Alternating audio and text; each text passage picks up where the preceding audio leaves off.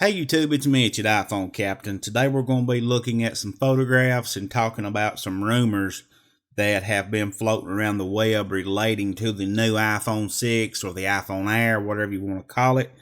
The first photos we're going to be looking at are come from courtesy of Lou over at Android Authority.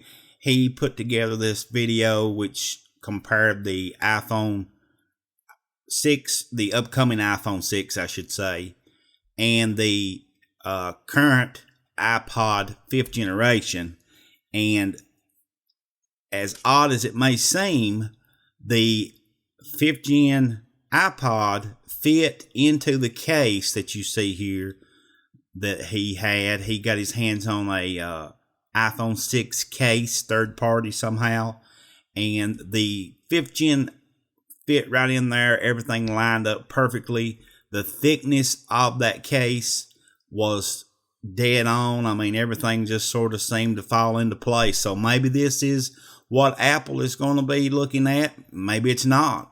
You know, if that be the case, the iPhone 6 is going to definitely be a thin device because the iPod 5th generation is much thinner than the current iPhone 5S or the iPhone 5.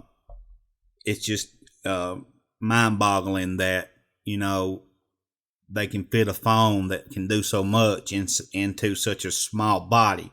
But anyway, the new iPhone 6 that's coming out is supposed to have a 4.7 inch screen, and it's supposed to have the bezel is not supposed to be as wide, or the border, whatever you want to call it, as the 5S. They're going to make the screen bigger, eliminating that bezel around the side of the screen. So that's going to add quite a bit of screen real estate just by removing that bezel.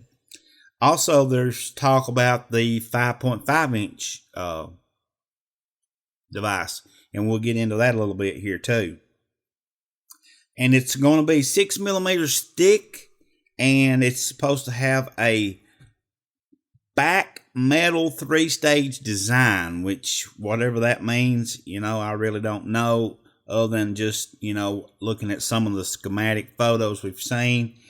And the power button is going to be moved from the top to the side. We've all seen that.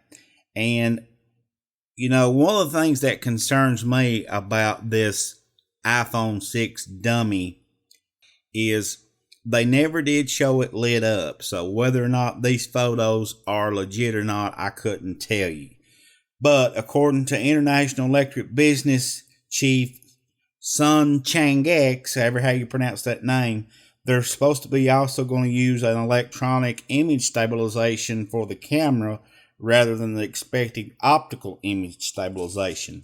So I have no idea what that means in layman's terms, other than it should be a better camera. And they're saying it's going to be somewhere around like an 18 pixel or megapixels. So, you know, many believe that the release is going to have two models, the 4.7 inch and the 5.5. But the 5.5 inch screen is looking like it's not going to be launched until late 2014. Or even early 2015 due to some screen technology problems and battery life issues they're having. So that's sort of a bummer not to be thinking, you know, they're going to release both of those together. But as in a business sense, it only makes sense that Apple would stretch those out and, you know, bring their spotlight on each one of them separately. But, you know, both models are supposed to have the A8 processor, the Touch ID fingerprint sensor, 2 gigabytes of RAM, the improved camera that we just talked about, and, you know, all of that grouped together, guys, is going to bring an awesome device. So let me know what you think about this new iPhone. Do you think these pictures we're seeing are legitimate, or are they just something that's been made up? And are the specs going to be sufficient enough for you to buy the iPhone 6 or the iPhone Air, whatever you want to call it? Let me know in the comments below. And also, guys, if you're not a subscriber, be sure to hit that subscribe button. And if you haven't signed up for the giveaway, there's still time. We're not going to choose the winner until April 12th. Go back and check that video out. I'll put it in the description as well. Hit that thumbs up button, share this on Facebook and Twitter, and keep coming back.